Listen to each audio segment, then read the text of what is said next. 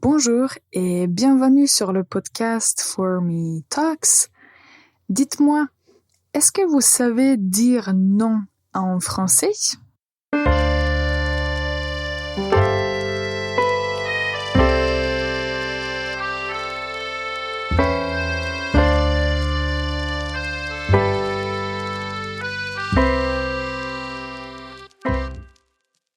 Bonjour et bienvenue pour ce nouvel épisode du podcast For Me Talks. C'est un podcast, comme vous le savez, dédié aux apprenants de la langue française qui veulent améliorer les connaissances de la langue française. On essaye de couvrir différents sujets juste pour pouvoir parler et apprendre le vocabulaire, la grammaire et autres parties de la langue française. Je profite aussi de vous inviter aux ateliers de conversation qu'on organise. En fait, les ateliers de conversation For Me Conversations sont en fait pour les apprenants intermédiaires qui veulent parler et discuter avec d'autres personnes francophones. Je trouve que ces discussions sont intéressantes. Ça fait plus de, 15 discussions qu'on a eues et les participants sont toujours différents et on discute des sujets variés. Et comme les personnes qui viennent des différents bouts du monde, on apprend beaucoup de choses sur les cultures. Et ça, je trouve que c'est extraordinaire. Donc, si vous voulez parler en français, discuter, échanger avec les gens du monde entier, rejoignez-nous. Comment le faire? Direction le site formelanguages.com. Et sur la page d'accueil, vous allez trouver toutes les informations et vous allez aussi pouvoir apprendre plus sur le fonctionnement des ateliers. Ok. Alors aujourd'hui, tout d'abord, je vous donne la faute de la semaine qui va aussi vous dévoiler le sujet pour aujourd'hui. Alors écoutez bien la phrase. Je n'ai pas vu personne. Je n'ai pas vu personne. Alors, quelle est la faute? En français, quand on utilise la négation, on n'utilise pas si on utilise un autre mot négatif. Donc, personne, en fait, en français, est aussi un mot négatif. Donc, si vous voulez dire qu'il n'y a personne ou que vous n'avez vu personne, il ne faut pas utiliser le mot pas. On peut dire que le mot pas est déjà sous-entendu et donc ce serait superflu de dire je n'ai pas vu personne, donc c'est incorrect. Pour conclure cette partie, la phrase correcte serait je n'ai vu personne. Je n'ai vu personne. Alors j'imagine que maintenant vous avez deviné quel est le sujet pour aujourd'hui, c'est la négation. Je pense qu'on n'a pas parlé de ce sujet il y a longtemps, ou peut-être qu'on ne l'a même pas abordé en profondeur, mais je trouve que c'est quelque chose d'important comme toutes les autres choses dont on parle. Alors tout d'abord, quand on parle de la négation, nous avons la négation simple. Et la négation simple, ce sont les deux parties que vous connaissez déjà, ne et pas. Donc, ici, nous allons nous focaliser peut-être sur quelques temps parce que la place de la négation dépend aussi du temps qu'on utilise. On peut se limiter au présent parce que c'est, on peut dire, le plus facile et c'est important de commencer par quelque chose qui est simple. Donc, si à l'affirmatif, j'ai la phrase « je parle français », pour rendre cette phrase négative, je vais entourer le verbe « parle » de la négation. Donc, je vais dire « je ne parle pas français ». Je ne parle pas. Et c'est la même chose pour tous les autres verbes. Donc, si on dit « j'écoute », je n'écoute pas. Sauf quand vous avez un verbe qui commence par une voyelle ou la lettre H, il faut en fait prononcer ne et le verbe comme un seul mot. Je n'écoute pas. Donc ça, c'est la négation la plus simple à apprendre en français. Après, nous allons mentionner quelques autres types de négation qu'on utilise. En fait, on va utiliser la négation de certains mots. Et je vais mentionner en fait le mot qui est en relation avec la faute de la semaine qu'on a donnée. Donc si la phrase affirmative est je vois quelqu'un, je vois quelqu'un, pour dire que, pour en fait mettre cette phrase à la négation, quelqu'un devient personne et on va dire je ne vois personne. Donc, je vois quelqu'un devient je ne vois personne. La négation que vous avez peut-être entendue déjà, c'est avec le mot rien.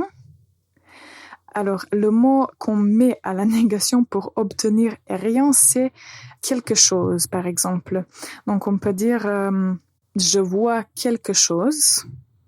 Si on veut mettre la phrase à la négation, on dit je ne vois rien. Je vois quelque chose. Je ne vois rien. Donc, quelque chose, on remplace par rien. Et comme vous le voyez, je veux juste le dire encore une fois, quand on utilise personne et rien, on n'utilise pas le mot pas.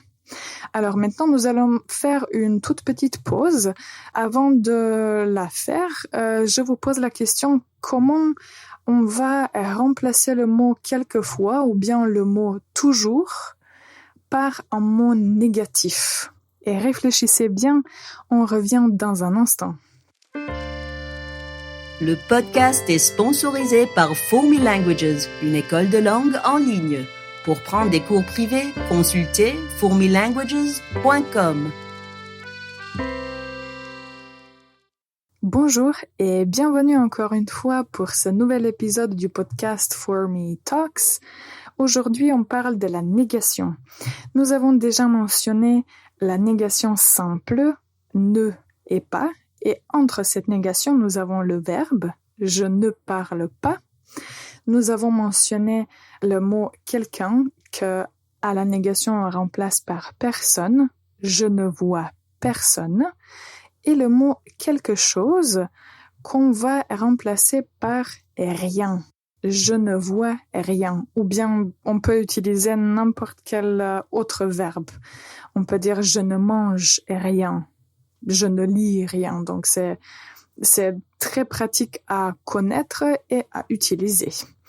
Alors, quelque chose qui est très intéressant et important à connaître, c'est la négation du mot déjà. Pour ça, je vais utiliser le passé composé. Donc, on peut dire tu as déjà vu le film dans le cinéma. Tu as déjà vu le film dans le cinéma. Alors, si vous n'avez pas vu le film au cinéma, vous allez dire je n'ai pas encore vu le film. Je n'ai pas encore vu le film. Alors après, pour remplacer quelquefois ou toujours, en fait, ça dépend des contextes, mais on peut, par exemple, si on veut dire quelquefois par semaine, je fais du sport. Je fais du sport quelquefois. Ou bien on peut dire je fais toujours du sport.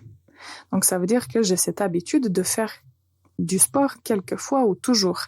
Mais de l'autre côté, si vous ne faites pas de sport, vous pouvez dire je ne fais jamais de sport. Je ne fais jamais de sport.